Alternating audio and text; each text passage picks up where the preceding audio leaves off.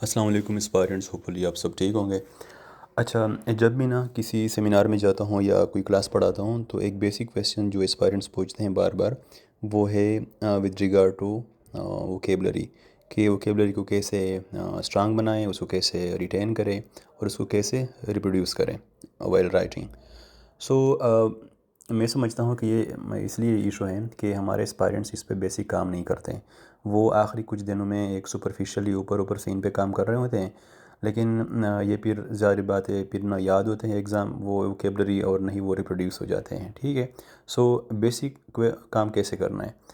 Basic काम ये करना है कि मैं हमेशा पेरेंट्स को कहता हूँ कि वोकेबलरी सारे एक जैसे नहीं होते हैं। ठीक है। वोकेबलरी के दो ब्रॉड कैटेगरीज़ है। एक वो वोकेबलरी जिनको आपने राइटिंग में यूज़ करना है, पैराग्राफ राइटिंग में, ऐसे राइटिंग में। ठीक है। दूसरा जो कैटेगरी है वोकेबलरी का, वो है जो कि आपने राइटिंग में यूज़ नहीं करना। आपने सिर्फ उसको डील करना है, उसको याद करना है, just to address the question of synonyms and antonyms in the press a paper. So just for the sake of press a paper, ये दूसरा कैटेगरी मैं समझता हूँ कि ये सिर्फ उनके लिए है जो ऐसे के राइटिंग के वोकेबलरी है वो बड़े फार्मल, बड़े आर्टिकुलेटेड, लेंथी वर्ड्स होते हैं। जो प्रेसे के वोकेबलरी होते हैं आपने देखा होगा वो बड़े कम्प्लेक्स होते हैं, बड़े मुश्किल होते हैं, वो आर्टिकुलेटेड नहीं होते। उसको आपने राइटिंग में यूज़ नहीं करना। हो सकता है एग्जामिनर को भी उनकी मीनिंग समझ ना आए। ठीक है।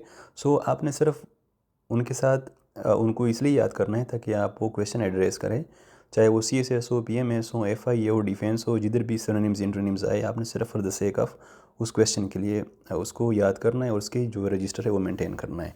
फॉर एग्जांपल ये एक किताब में पढ़ रहा था, the ministry of utmost happiness. ठीक है।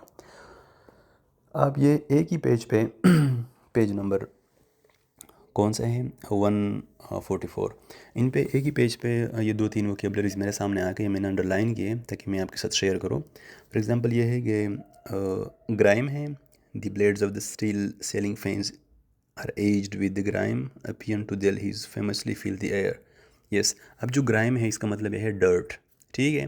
और जो पियन है इसका मतलब यह है कि रिप्रेजेंटेशन। सो ये वो वोकेबलरी है जो कि पॉसिबल है कि ये किधर आ जाए, प्रेसे के वोकेबलरी में, सिनोनिम्स में और एंटोनिम्स में। आपने ऐसे वोकेबलरी, जब भी आप कोई किताब पढ़ते हो, कोई नावल पढ़ते हो थ्रू आउट द ईयर, पढ़ते हुए आप ऐसे वोकेबलरीज को अंडरलाइन किया करें, और जैसे ही वो चैप्टर ख़त्म हो जाए आप अपना रजिस्टर उठाएं और उन्हीं वोकेबलरी को रिविज़िट करें। अगर कोई वोकेबलरी, फॉर एग्जांपल ये ग्राइम है और एपियन है, ये राइटिंग वाला वोकेबलरी नहीं है, ये ऐसे वाला प्रेसे वाला है, सिनोनिम्स एंटोनिम्स, तो आप उस रजिस्टर में उसकी एंट्री करें। जो नीचे उसी उसमें है, पेज पे है, डिटर्मिंड।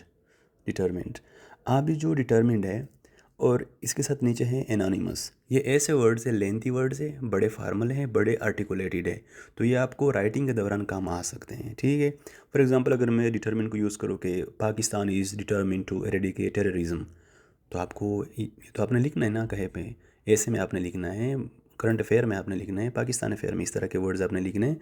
सो आपने ये जो वोकेबलरी है, ये दो वोकेबलरी नीचे वाले, डिटर्मिन एंड एनोनिमस, ये आपने कहाँ पे ऐड करने हैं? आपका जो दूसरा रजिस्टर है राइटिंग वाला, ऐसे वाला, आपने उसमें उसकी एंट्री करनी है।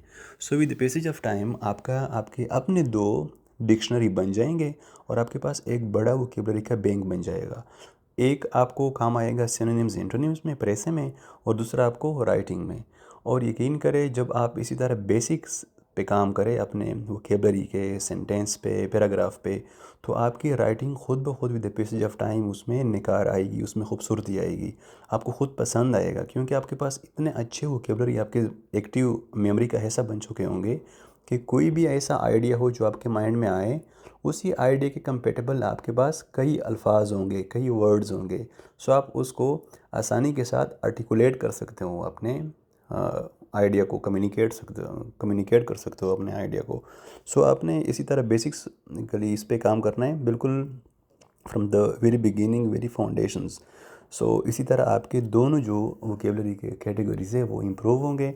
नहीं फिर आपको मसला आएगा प्रेसे में, और नहीं आपको मसला आएगा एक्सप्रेशन में, ऐसे में या पैराग्राफ में। ठीक है। ये एक ऑब्जर्वेशन थी मेरी वाइल रीडिंग दिस बुक, तो आई थॉट कि मैं आपके साथ भी शेयर करूँ। ठीक है।